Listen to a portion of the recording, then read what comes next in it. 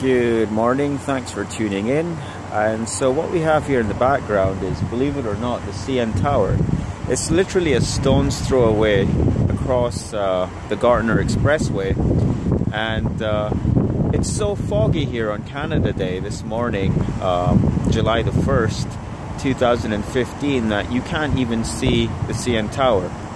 What I thought I'd do today, dear viewer, is talk about something that very close to my heart, and no, no, I'm not going to go on another rant about atheism and proving God's existence.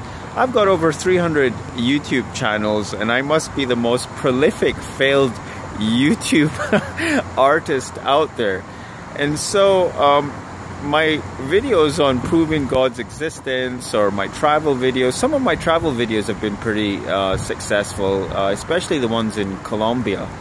I have a couple of videos about Colombian graffiti that actually have thousands of views, 1,000 to 3,000 views, which is about the most I have. Otherwise, I'm lucky to get anywhere from 20 to 50, maximum 100 or so views on some of my videos. And I'll promote them with email, I'll promote them with Twitter, so on and so forth. So I thought I would talk about something another topic that's actually very close to my heart, which is how to get a job. Now, I had an ad out on Kijiji some time ago, and I basically put out there that if there are jobs in your field and if you are qualified and experienced, then I can guarantee you a job in 2 to 4 weeks, a job offer. I worked for Oracle from about 2010 to 2011. And got that job in 2 weeks. I worked for CompuWare in 2012, got that job in 2 weeks. Now, it's another matter that I didn't keep these jobs for too long. Along the way, I realized that I'm not cut out for the corporate world and I want to do my own thing. However, I just don't have, seriously, I'm thinking I just don't have, that, I don't know, for want of a better word, that the sleazy charm of some of these online marketers. I just don't have that, and obviously I'm going to denigrate and degrade those folks because I'm so jealous. Guys like John Chow, guys like Jeremy Shoemaker, guys like Ramit Sethi.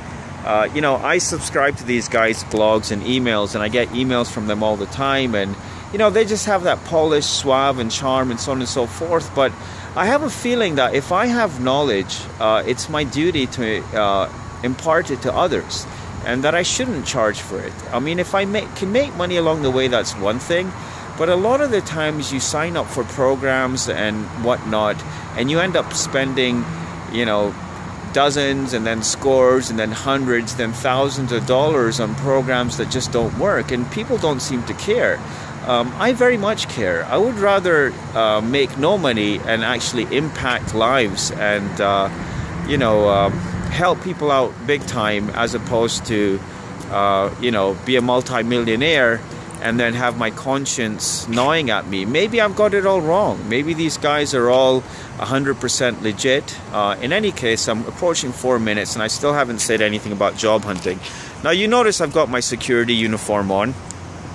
I may or may not get in trouble for promoting this amazing security company I work for, which is LK Promotion. And I'm keeping watch to see if CN Tower does actually show up. Just briefly, a few minutes ago, it was actually visible slightly. However, it has actually vanished completely out of sight, and we're actually surrounded by a cloud of fog. There's a condo across the way, and in back over there, behind that condo, in that direction, there's Lake Ontario, and there's an island out there and so forth, none of which is visible today.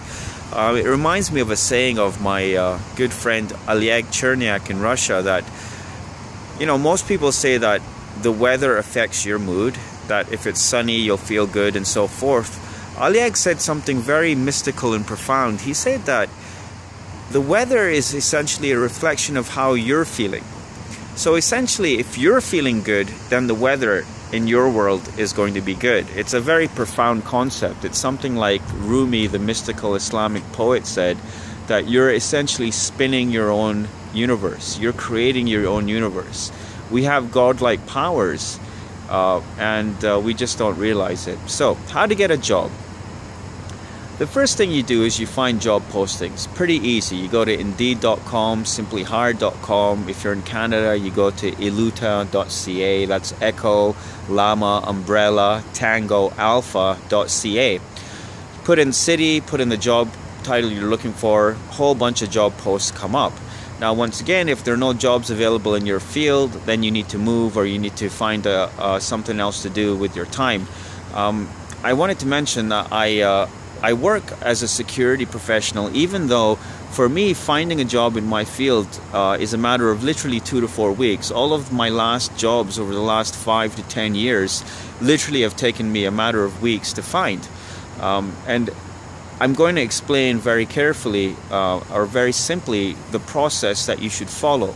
The reason I'm doing this is because I've been telling people about this, and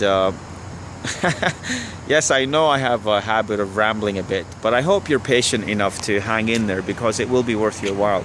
So I've been telling people about this, and I've been wanting to blog about it, and I just don't have the time to blog. I do have some time on my security patrols to make a couple of vlogs from time to time now and then. The question becomes, obviously, do I have time to upload them? I'll try and upload this one and see how it goes. You find job postings. Number 2, and this is probably the most important step, do not click on, click here to apply. Do not send your resume to careers or jobs@company.com. Do not get in touch with HR. Do not fill in any of the online forms. Do not hit the apply now button. You're just simply looking for job postings. If you follow the route of sending in your resume through the button or the form or the email that's attached to the ad, your resume is going to end up on a pile of resumes on the desk of some HR person who's not really connected to that job at all, but for the fact that the hiring manager has asked her or him to go out and find suitable applicants. So he or she is going to have a stack of about 100 resumes, all super beautiful, beautiful fonts and beautiful type, and embossed and underlined, and pictures and graphs and charts. Trust me, everyone knows how to make a good resume.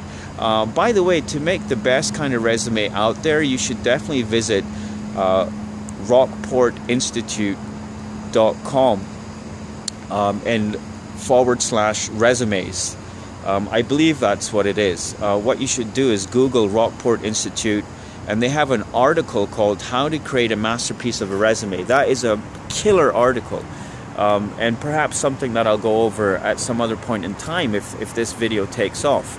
Now, you do not want to send your resume to HR, because HR's job is not to find the best applicant, but rather her job or his job is to get rid of, the majority of what they're doing is getting rid of resumes that don't measure up in their mind.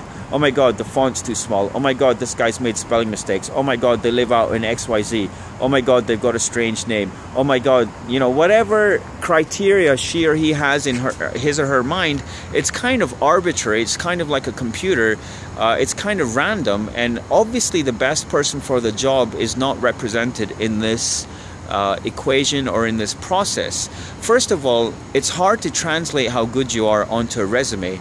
And second of all, the HR person really doesn't have an idea of the best kind of person for the job. She or he has simply been told by management that they should find a person with X number of years of experience, with XYZ skills, they know how to use XYZ software or tools, or they have XYZ kind of experience, or they've worked in XYZ kind of companies. They're kind of artificial benchmarks, if you will. They don't really tell you anything about the person's personality and how good they are going to be in the role. At the end of the day, it's a wonder, and it's one of God's mysteries how companies work and how they find good people and how they keep good people, and how, despite the fact that most people who work at companies are just normal folks like you and I, companies are filled with incompetent people, unfortunately. I'm pretty incompetent and ignorant, I dare say, and companies are filled with such people of my caliber, more or less, and yet they come out with the most amazing products. And when you look at executives in companies, they're not supermen or superwomen. When you look at the CEO of a typical company, he's not a superman or superwoman. In fact, he may not even be a very nice person. He may be an awesome person.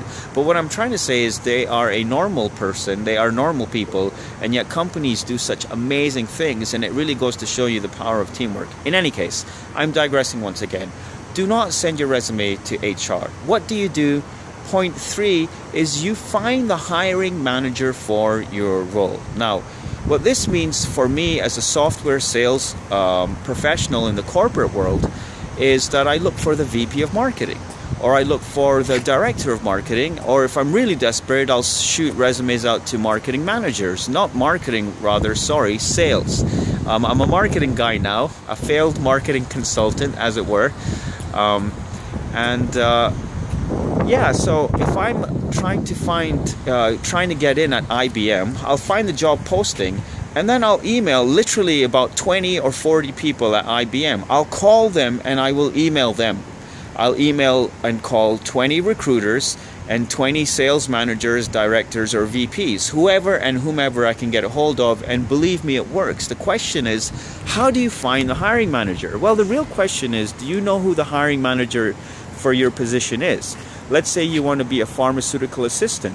You need to think about who the person is that is hiring for that position. Who is the person that talked to the HR manager and asked him or her to go out, get some resumes, bring them back to him or her, and off you go to the races. Is that person who's actually hiring? The HR person is not hiring for the role. The HR person is working on behalf of the person who is hiring. The hiring manager has a budget, has some quota or additional budget for headcount, as in they've been given budget by their CFO or COO or CEO or their own director or their own boss, and they've been told you can go out and spend this money and bring in additional people onto your team. And so they're looking for XYZ type of people, and they ask the HR person to go out and do that. Now you need to get in touch with that hiring manager directly. If you're looking for example, a pharmaceutical assistant job, then you need to figure out who is the hiring manager. Is their title, and what is their title? Are they the director of pharmacology? Are they the medical supervisor? Are they the field operations manager? I really have no idea. You know your industry better, and you know your career trajectory in your field better. The CN Tower is still nowhere in sight. You need to go onto LinkedIn. Look up the company. So once again, do not send your resume straight into HR or at all. In any case, you should try and avoid HR.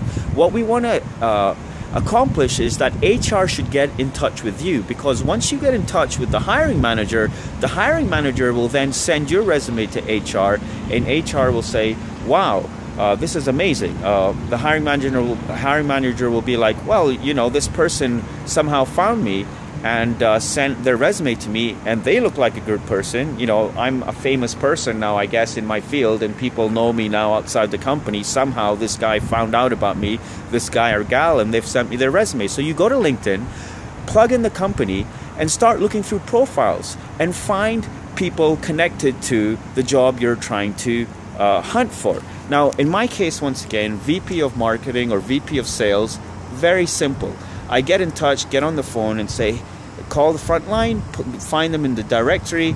You can even do it after hours and leave them a voicemail. In fact, it might even be a good idea to do that, because if you cold call someone out of the blue, they're obviously always going to be a bit jaded. You leave Bob Smith or Hilda Tates or whatever, or whomever you find on LinkedIn, you leave them a message, and then you figure out their email address. The message will be simply, hi, this is Joanna or Hussein Zaidi, or this is Bob Thornton, and I understand that you're hiring for this position. I've got these qualifications. Just very quickly, keep it brief. I mean, the act of you making that phone call is what's going to separate you from the herd, and the act of you sending in your resume to that person directly is what's going to separate you from the herd. So as long as you don't say anything stupid like ramble on for 15 minutes, I think you'll be okay. Bob Smith, I'm going to send you my resume. I'd appreciate it if we could set up some time. Let me know when a good day is, and I look forward to hearing back from you. You're not going to hear back from that person directly. You may or may not. However, you will hear back from HR. If you make 5 of those phone calls and send out 5 emails to those specific people who are hiring, and do not send your resume to HR, because HR might disqualify you before you even go this route. You need to go that route first. And if you're really desperate, then at the end of the day, get in touch with HR, or the person themselves might say, hey, listen, you need to go through HR, and I'll let them know, or whatever. Once you've given them a call, the hard part then is figuring out their email address, and there's tools online like emailtester.com, email-checker.com, or emailtester.com. You can figure out how to verify an email, or emailverify.org. Find a website where you can verify email addresses. A lot of them exist. It'll either be firstname.lastname@company.com or first initial last name at company.com, or some such thing. And you can usually verify that email now. There's a lot of websites that allow you to do this. I think email-checker is one, email-tester is one, or just simply go to Google and put in verify email address or check email address, and it'll give you a website, and you can put in a person's email address and verify it. And if you need to, just send out a couple of emails. Send out one. If it bounces back, send out another, because sometimes email addresses are not verifiable. So there you go. That's the whole process. First, you find job postings. You go to Indeed.com or simplyhire.com or one of these sites. Number 2, you don't send your resume to HR. This is a point in and of itself, because this is what everyone likes doing. HR, call HR, get in touch with HR. HR is going to blow you off. HR doesn't want to talk to you. HR just wants to look at some resumes and get rid of them, and then figure out themselves based on their arbitrary self-made criteria based on what they've been told by the hiring manager, who is not a suitable candidate.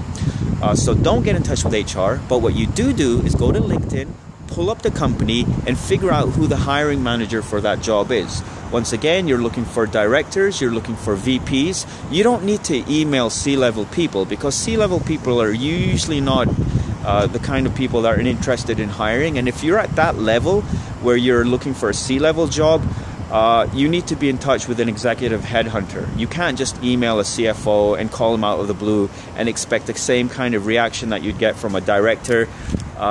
You emailing a CEO or CFO for a C-level job is kind of an act of desperation. What I'm talking about is anywhere to a mid-level manager job. For director and up, you may want to choose a different approach, which is through networking, or you probably know better by now. If you're a director, you probably know what you're doing anyway. Find jobs, avoid HR, go to LinkedIn, find out the hiring person who's hiring for that position or similar people. Call those people is step number 4. Hi, Bob Smith. This is Hussein Zaidi. I hear you're hiring for this position. I'm going to send you my resume. I hope you don't mind me reaching out to you. Let me know if there's someone else I should reach out to. And in your email, you simply say following it. So step number 5 is email that person. In your phone call, you say, I'm going to send you an email. And in your email, you say, hey, Bob, following up on my call, blah, blah, blah. And the person will connect the two. And I guarantee you, dear viewer, if you've watched all 18 minutes of this thing and you actually go out and put these steps into practice, you're actually going to score. And I'll tell you something, if somebody actually watches this and is enlightened by it and understands exactly what I've just said and actually comments to the effect that they really appreciated this, then I will make a severe effort to try and put all of this into a blog post with links to, you know, the Rockport Institute.com resume article and so forth, other pointers, and I will try, God willing, to put some something out there with regards to resumes, and then obviously interviews. So I hope that worked out for you in terms of what you were looking for. Sorry for rambling on for 20 minutes. I'm very sorry that the CN Tower didn't appear in the background. It is out there, I promise, and perhaps on a future post you'll have the opportunity to see that. Over and out for now from Toronto, and happy Canada Day.